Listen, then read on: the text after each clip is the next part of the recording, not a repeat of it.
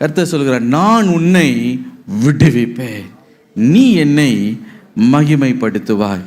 இன்றைக்கும் எனக்கு பிரியமானவர்களே, பலவிதமான இடுக்கண்களை நீங்கள் சிக்குண்டு போராட்டத்தையும் பிரச்சனையையும் ஒருவேளை நீங்கள் சந்தித்து கொண்டிருக்கலாம்.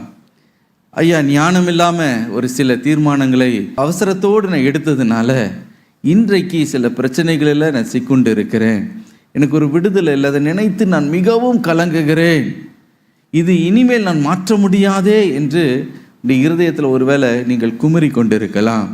கர்த்தர் இன்றைக்கு உங்களை பார்த்து சொல்லுகிறார், நான் உன்னை விடுவிப்பேன், ஐ வில் டெலிவர் யூ, நான் உன்னை விடுவிப்பேன் என்று கர்த்தர் சொல்லுகிறார்.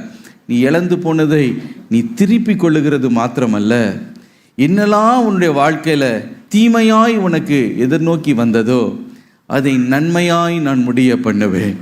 ஹல்லேலூயா.